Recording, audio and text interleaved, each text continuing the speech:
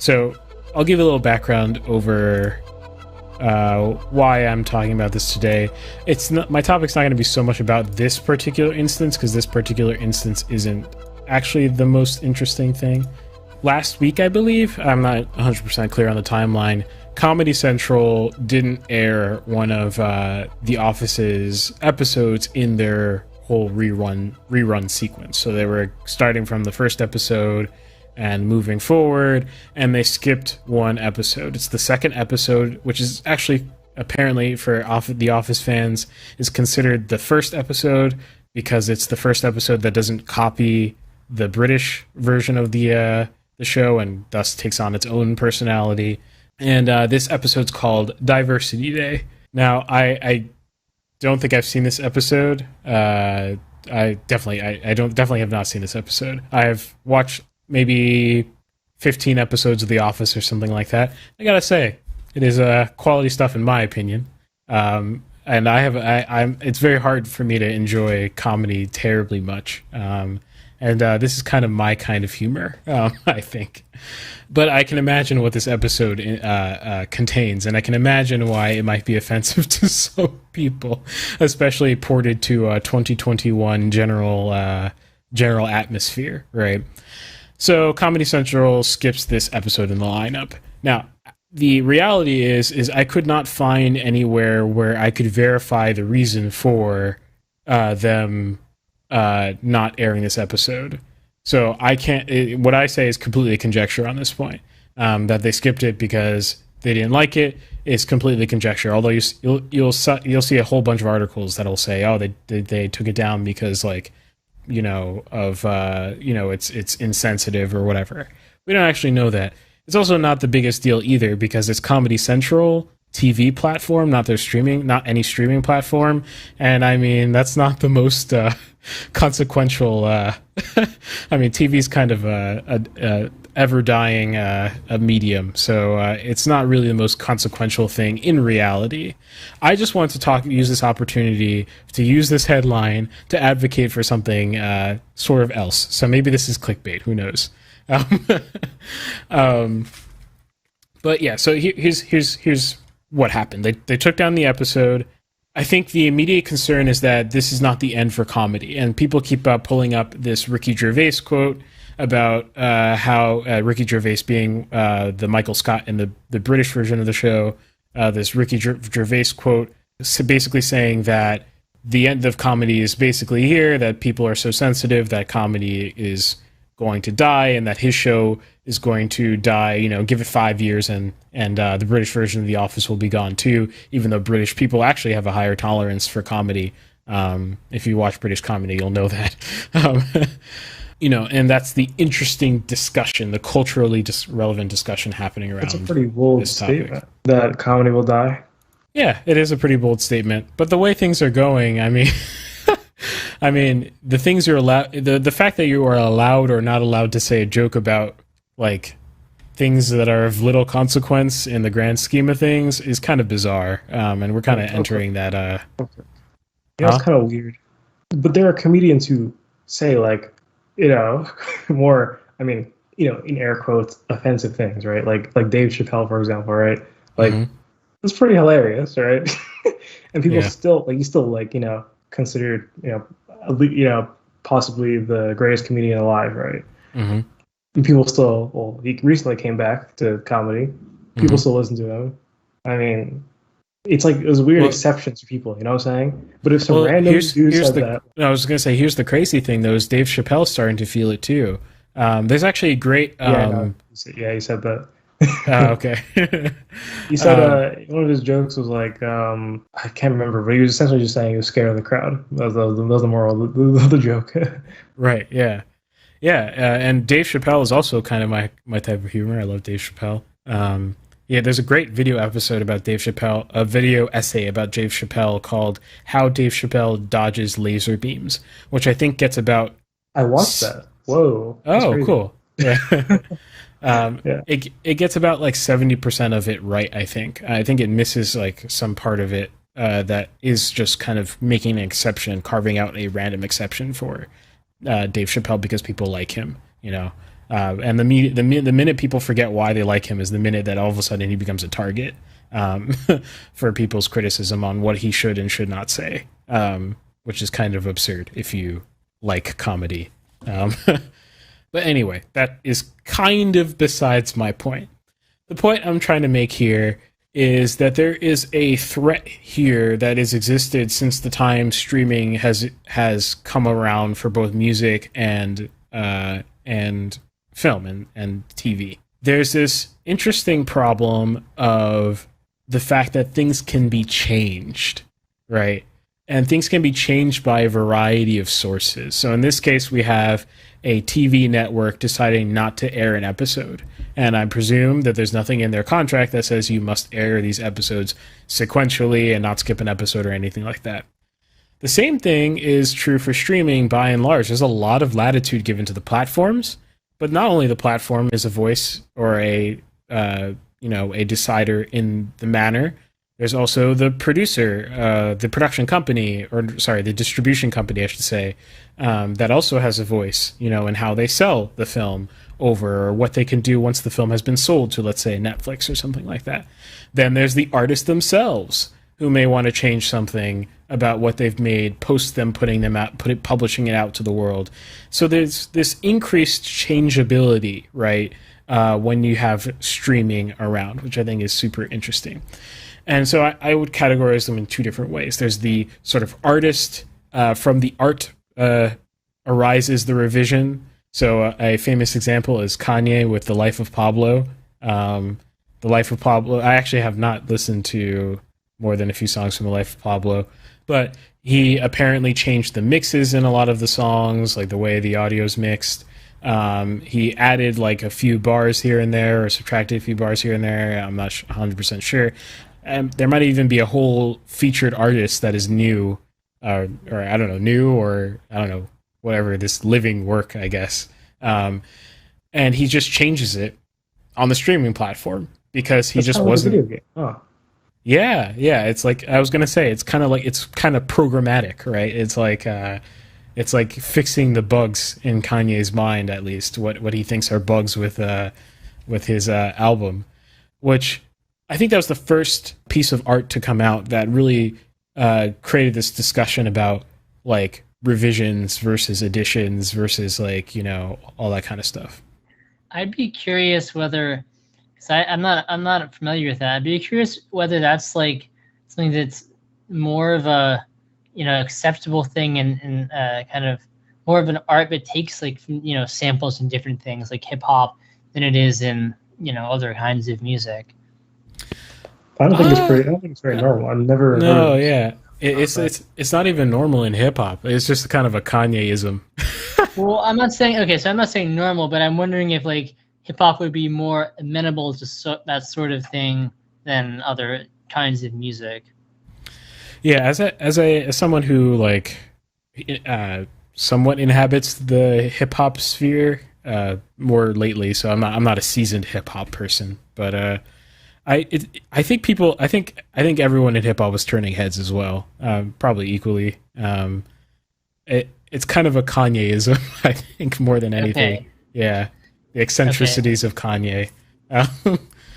But there are non-hip there since that Life Pablo. I think Taylor Swift did a very minor change to one of her albums. I think it was a mix thing. I think it was like either a mix or mastering thing with one song on an album, and made it a little bit cleaner or whatever the intention was. And so this has kind of happened here or there since the Life of Pablo. Actually, I just finished Kanye's new album called Donda. Very interesting listen. How did you listen to it? What platform? I've been trying. Oh, it's on YouTube. What? Yeah. But on Spotify Premium. Ooh, yeah. I don't know the business behind that. Usually Spotify's the place you go if you want free music. I was like, it's probably not on YouTube. Yeah, it is on YouTube. I don't know what the deals are there. I was gonna say we're gonna have to do a whole episode one day about like music streaming royalties and like what platform you should listen to. Yeah. Well, this whole discussion kind of revolves around like, okay, what is what is streaming doing? People don't really understand the business behind a lot of these new platforms and how they live. They live off of cheap debt. I don't think people really fully appreciate how little the platform makes. Like, people are so like, oh, it's miraculous. I only pay $10 a month and I get all this music. How is that possible? It's by the trusty, awesomeness of, innovation or something like that. It's actually not really that. Like, it's the ability for these companies to survive off of cheap debt. Oftentimes, they're using techniques like regulatory capture, lawfare, things like that. They're surviving from means other than competition, which is to me the definition of monopoly. That is a topic for another day. In fact, I almost certainly will do a topic about new platforms and cheap money and the reason why we have the situation we have today. So there's that artist sort of generated change, and the question becomes, is it the same version? Because you can't find the old version anymore. Is this now the album, or is this a new edition? But there's no edition. Like, you can't literally, you literally cannot go, unless someone obviously has recorded it and saved it for themselves. But other than that, you cannot legally distribute, right, the older versions of the album. Is there a physical release of the original thing, though? I assume so for The Life of Pablo, and that's kind of what I'm going to get into. That's actually my topic, pretty much, is the physical media aspect of things. So there's the artist-driven perspective. There's and that also affects criticism. So which version of The Life of Pablo are you supposed to criticize?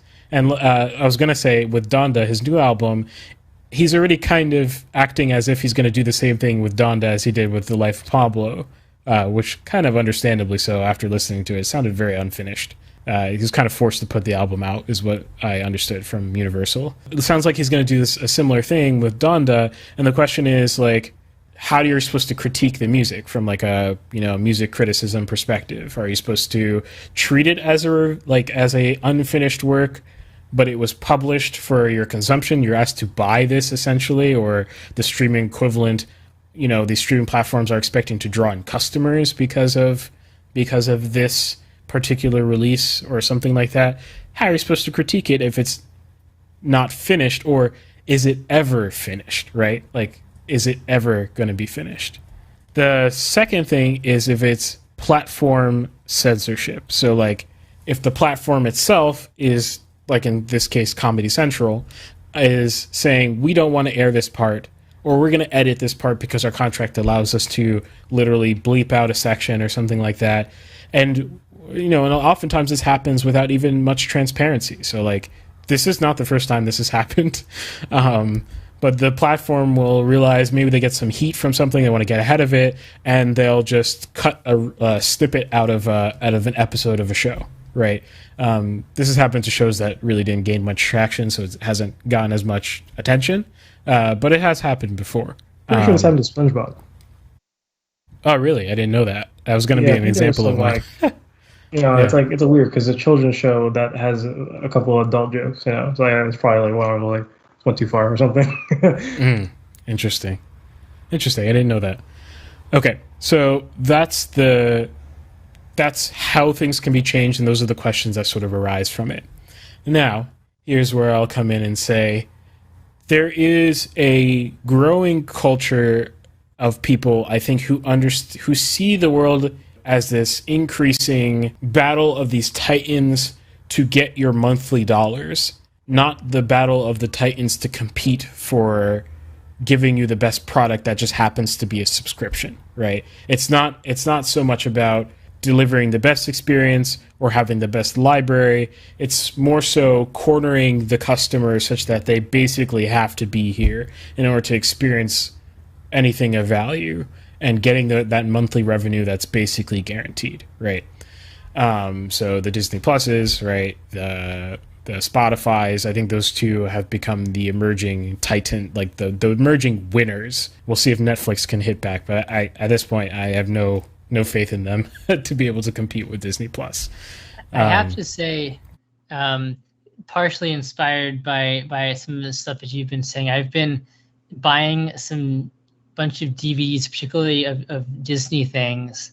There we go. Especially used things like like used book and DVD sales. I just picked up like a bunch of Disney and like Hitchcock for basically no money. So.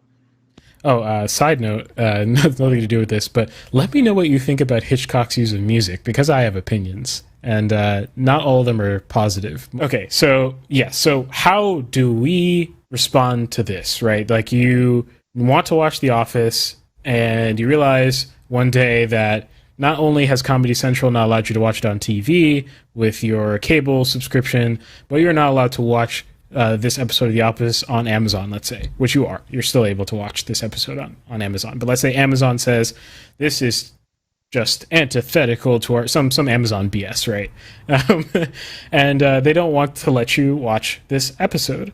Well, how do we avoid this reality where Amazon may be the only place in the future to watch this episode of The Office? Because Amazon wouldn't be the only place. Right, but the thing is, that's the way things are moving. Everything's consolidating, so it's kind of scary. Like, it may... who owns The Office? Is it ABC, NBC? I don't know. Whoever owns The Office, let's say Universal owns The Office, and they say, you know what, Comedy Central, you don't make us enough money. So, we're going to go with Amazon. That is a, very possible future in maybe 2 years. Right. So as this consolidate and as people have to pick and choose platforms, how do you protect yourself? You buy physical media. That is the answer. That is my plug for today, is going to be all about physical media. And that is something I am realizing the potency of more lately than ever. I have a very tiny Blu-ray collection compared to what real movie people have. I've yet to have a wall of Blu-rays. But I think there's a lot of benefits that people really don't understand about Blu-rays. People think, oh, well, people say the quality is a little bit better, and people just like the nostalgia of putting in a disc. People like the feeling of owning something. No, you're not getting it yet. You're not fully understanding. First of all, with physical media like Blu-rays, you have an immutable copy of something. Immutable. There's nothing anyone short of taking the thing from you and chucking it in the garbage or scratching it, right? There's nothing anyone can do to your copy of this artwork to censor it, to adjust it, even if it's from the artist saying, oh, there's something wrong with the, there's this weird thing that's bugged me about Star Wars episode, 4 since the dawn, and I want to upgrade this special effect, or something like that. They have to make a new edition of that physical media. So it forces it to be an edition, not a revision, right? You still own that older version. So let's say you like that older version anyway, despite what the artist thinks, you still have it. Or, probably even more important, is you've now got something that's actually rare, right? Like, you've got something that not everyone can get their hands out of anymore because it's going to go out of print. The contract will end, and they can only print the new version of the film now. And you've got something that's somewhat of a collectible. And you get to watch Han shoot first. Oh, right, yeah. Yeah, I used the Star Wars example. Actually, that's pretty perfect. Star Wars has editions, yeah. Although, do you know if they print the older editions still, or I actually don't know. I don't think so. I don't think officially they do. There's like the despecialized edition, but I think that's not like a Disney thing anymore. It may have been when Lucas still owned Lucasfilm, even after he had edited it himself. Then Disney's also made their own changes. So wait, Disney's made changes to the original Star Wars? I'm pretty sure they've done some small things with the original trilogy, but I could be wrong. I mean, they did. That was with the Han scene. They I haven't seen it since they changed it, but I know one of the things they did is they have is kind of infamous joke. Well, not infamous, but kind of widely laughed. This is only a few months ago when they maybe a year ago. When Han shoots Greedo, he now says McClunky. It's kind of it was a big joke. But he says something when he gets shot, which he didn't originally. Oh, okay, I see. Interesting. Didn't even know that. That's interesting. Well, that kind of goes into this whole thing. Well, if you didn't own, right, the version prior, then you will never own it, likely, short of buying it from someone who already owned the physical media. So the fact that they have a mutable copy, I think, is underrated in that aspect alone, is that you secure your access to that thing. Yes. So that's point number one. Point number two is that despite physical media being more expensive, it actually makes more financial sense in a lot of cases. If you pay for a $10 a month thing and you watch, let's say, well, that's kind of going to get into my consumption habits point later, but let's say you watch, 3 movies a month, right? You could probably buy those same 3 movies for, let's say, $40 or something like that, or $50 at this point. It's actually pretty cheap to buy Blu-rays, and especially if you're buying it secondhand, even in good condition, you can get things extremely cheap.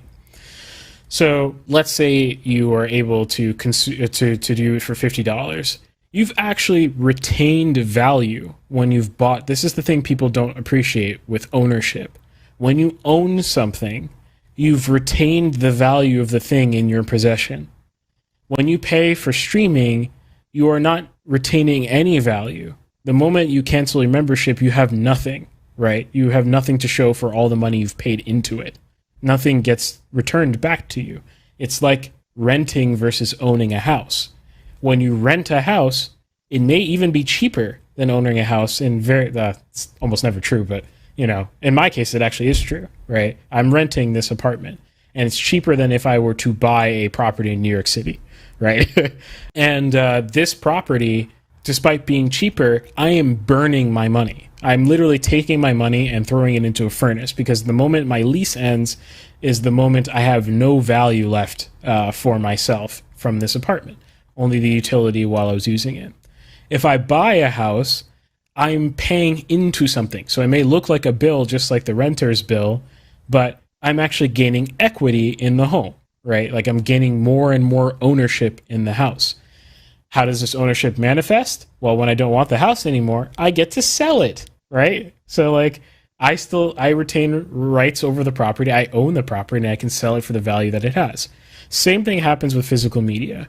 When you buy a Blu-ray, you retain the value of that Blu-ray, which means you have a lot of more options available to you. Even though you spent $50 that month, $60 that month, you have a lot more value options to do with the stuff that you own. So you can, if you didn't like the film, guess what? You can resell it. And you could probably resell it, if let's say you bought it brand new, you could probably resell it at 80, 90% of the value that you bought it if it's perfect condition, right? If you took care of it, right? Just like you might take care of your house, right? So you can do that. In this particular market right now, there's a problem where we're starting to see Blu-rays go out of print in ways that we haven't seen before. So you can start to look at these things as investments, especially if this changing of the art itself is going to become more and more common, right? You can view you having that Blu-ray as more and more value retention than if they're continuing to print them. Obviously, then supply and demand takes over, and you do lose value over time if there are more copies made, right? It's those 2 points alone, I think, make up 80% of the reason why I would tell someone to buy, well, maybe not 80%, maybe like 70% of the reason why I would tell someone to buy a Blu-ray is because you held the value of that product and because it's immutable. And those things are just not to be taken unseriously at all. In fact, the Hitchcock collection I have right now, it was remastered in a very particular way. I may find out that the way that it was remastered did a disservice to the overall experience of that Hitchcock, the Hitchcock experience. It had to be remastered because it's not on its native format, right? It was made in a very particular way, and so it has to be essentially ported to the modern sound systems, right? But they may come out with a new version later that they remaster again, put this one out of print because they think that the new way of remastering it is superior or higher fidelity or whatever it may be. So that creates an interesting economy of these discs, right? There's not just, who cares about the disc itself? It's the economy of the work's properties, right, that actually get traded around. Then there's the more content-driven reasons, I think. So there's the quality is actually just better on Blu-ray. Like, and it's actually like, I think the average person would actually appreciate it, especially if you put them side by side. Just the frames from each side by side. You know, I've gotten used to streaming. You know, I have a projector system, so like my Blu-ray player, which they're kind of dumb expensive in my opinion. Someone's got to change that. But my Blu-ray player has the ability to stream Netflix. So I've streamed Breaking Bad on my projector. And then I'll realize immediately the fidelity increase when I pop in a movie onto the same projector, and I'm like, huh, I didn't even realize how much quality loss I was getting on that streaming platform. And that version of Netflix on my Blu-ray player is actually higher fidelity. People don't know that. Different streaming platforms will stream higher or lower quality depending on the device that you're on, which is actually a good thing. That's a nice thing. So there's the quality aspect of things. Sound quality actually goes up quite a bit too if you have a proper sound system. The other thing is that it's internet agnostic. You don't need access to the internet in order to pop in a Blu-ray and enjoy it. You know, you don't have, let's say you're out somewhere where you have really bad internet streaming quality, right? Let's say you have low internet speed wherever you are. In fact, you can plug that thing in, you know, on the go. If you have a car Blu-ray player, you can power it off of your car. And if you're particularly handy and you know how to work power things, you can have a battery and you can watch movies off of your battery. That is definitely very possible. So your options for consumption go up. The last thing on the content end is that a lot of these Blu-rays contain rare things that are not the movie that people don't know. My Hitchcock thing contains very old interviews and sketches and like other very interesting things. If you're a fan of cinema at all, you will watch like some of the featurettes on these Blu-rays, and you will not find these things anywhere else. And so you're actually holding some history that might actually be hard to find later when you buy that Blu-ray. I could not YouTube what I saw on that Hitchcock disc, which is kind of insane. But I own something of more value that has more value now because I can see things other people can't see. And the last note I'll make that has nothing to do with consumer stuff, or it has to do with consumerism more than it does have to do with the content. I think this thing happens when you own things that really changes the way that you view your consumption. And there's this big problem of consumption that is for another episode. But there's this big problem of consumption where people don't view the things they consume with they don't consciously care that they're watching something that deserves, I don't want to sound pretentious, but like, I'm not talking about reverence in like a super like, you know, definitely not religious reverence or anything like that. But I'm speaking in terms of like respecting what you're doing when you watch something, right? And that doesn't have to be the most intentional thing, but I think we have basically none of it these days, right? Like you don't watch that next episode on Netflix thinking about the fact that this might be someone's very personal work, right? Or a lot of people put a lot of their, you know, personal selves into this thing. This thing is doing something that's higher than just giving you a treat, which is hopefully enriching yourself. When you own that Blu-ray, that sort of consumerist mentality changes in a very different way, in the sense that when I buy a Blu-ray, I'm doing something a lot more intentional than when I watch the next episode of something or I click on something on Netflix. I have to spend money on that thing, which means it becomes a lot more of a personal choice. You know, it becomes a lot more personal to me. And whether I keep it in my collection is something I have to think about. Do I want to sell it and buy a new Blu-ray, or do I want to keep it in my collection? That becomes about how much do I like it, you know? And then my collection becomes a lot more personal. It also invites me to rewatch things, which is good. You know, like I think we're so obsessed with how many things can I watch, which is what a lot of these streaming platforms are focused on, particularly like the Netflixes, let's say. They just like, oh, we have this X amount of titles. Okay, well, you can't watch that. Even if you spent every hour of your life, watching it, you probably could never watch it, all in full. Why? They just got rid of Chinatown at the end of August. Like, come on. Well, can you keep at least like one classic masterpiece on there? No. Netflix says they want all Netflix generated content, then it will all be Netflix generated content, and you can rent the Blu-ray and gain no value out of it for doing so if you want. Oh man, that's a DVD I need to buy. Yeah, you start to appreciate your collection, and you're like, you look at your collection before you go ahead and buy something else, right? You say, do I want to watch anything here, or do I want to buy something?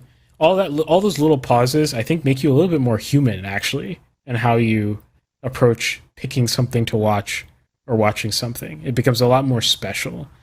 And yeah, so I don't think it's a game for rich people. I don't think it's a bad idea to spend more money on something that you like. And I think at the end of the day, you will not regret it, because at the end of the day, you can always sell it. You can always pass it on to a friend.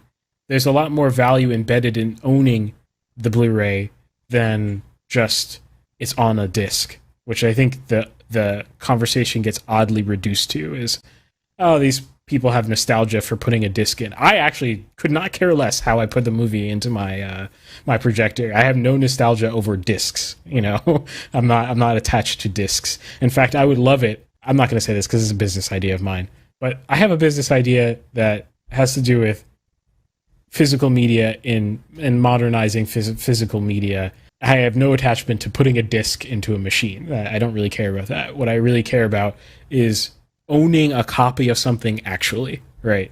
Instead of having no ownership at all. And we're moving to that direction in the entire economy, and people are not looking back. And I think that's a big mistake. So this is not just a movies thing. This is a music thing.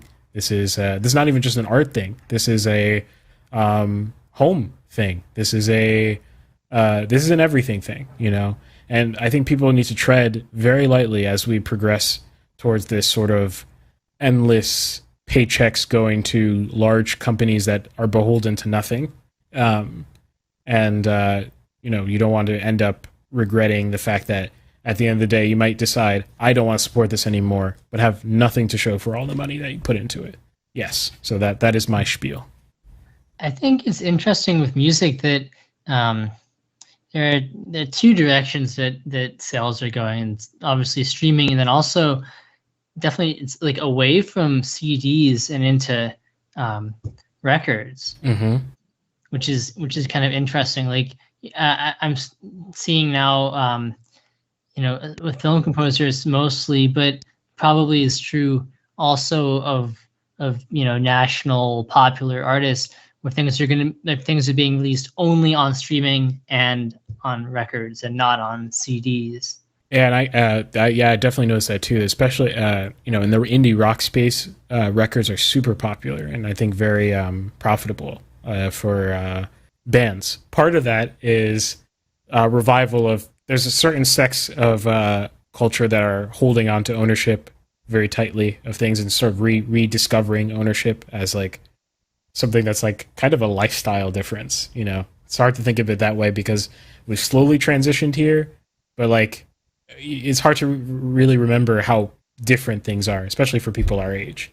Oh, also hint to everyone out there, owning stuff in general is good it's good financially speaking, period, but it's especially good in an inflationary economy. So that's a shout out to watch my episode where I was right.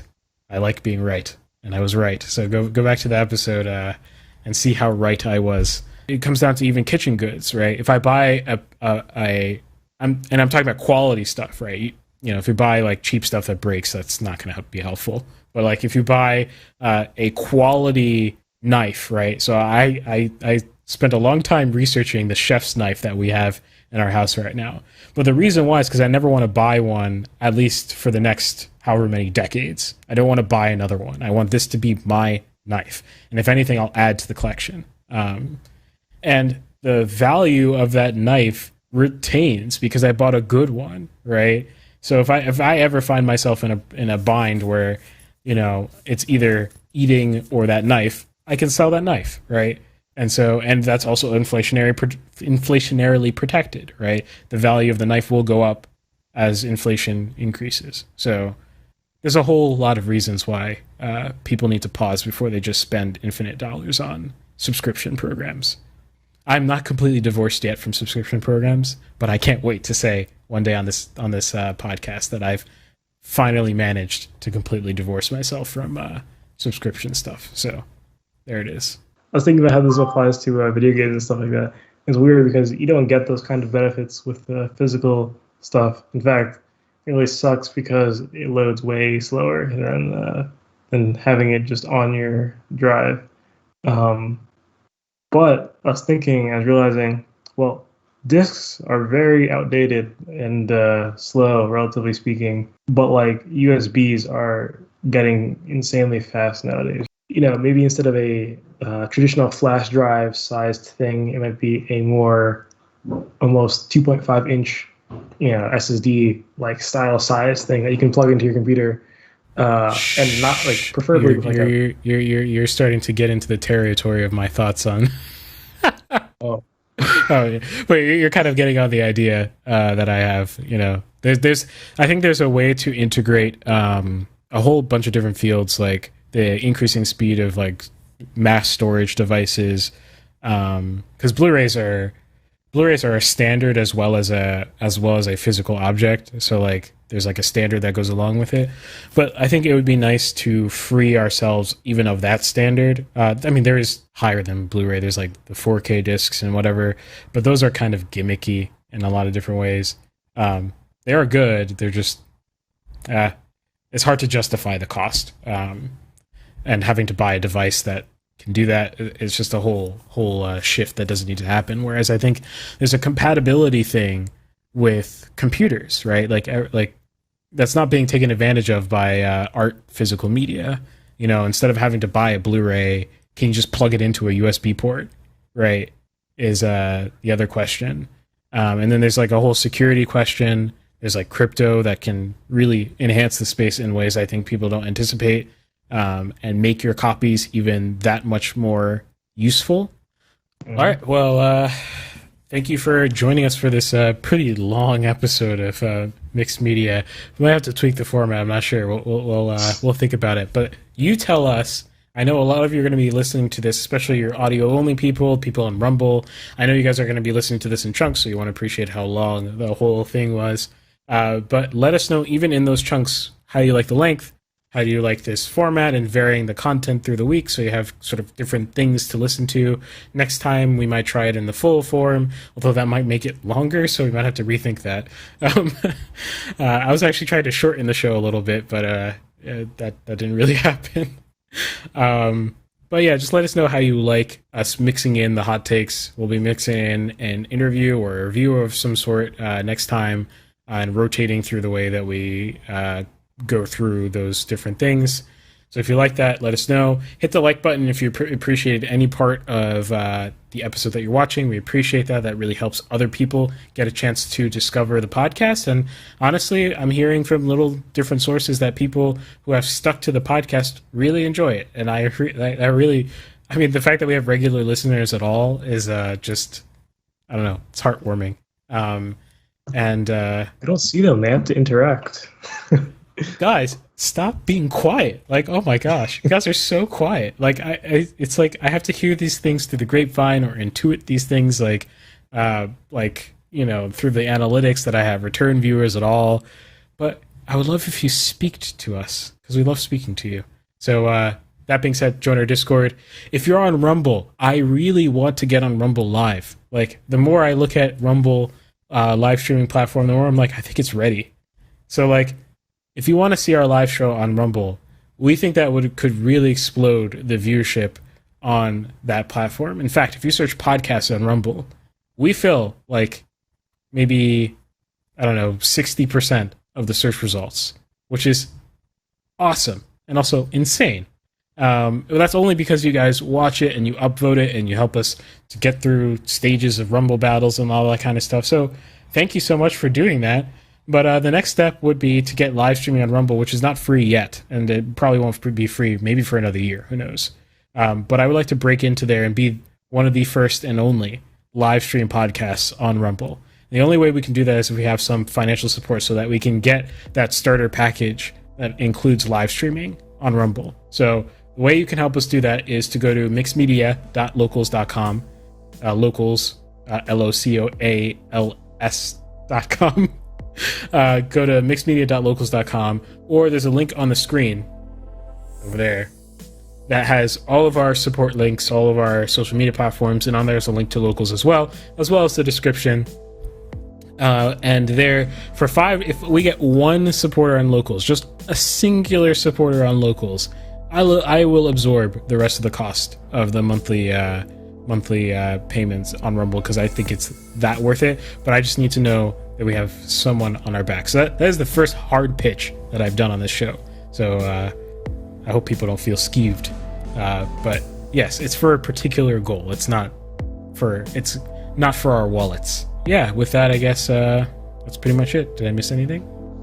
I don't think so. Okay, well, I'll see you next week on Mixed Media, and join our Discord. Have a good week. Thanks for listening. Thanks for watching. Bye.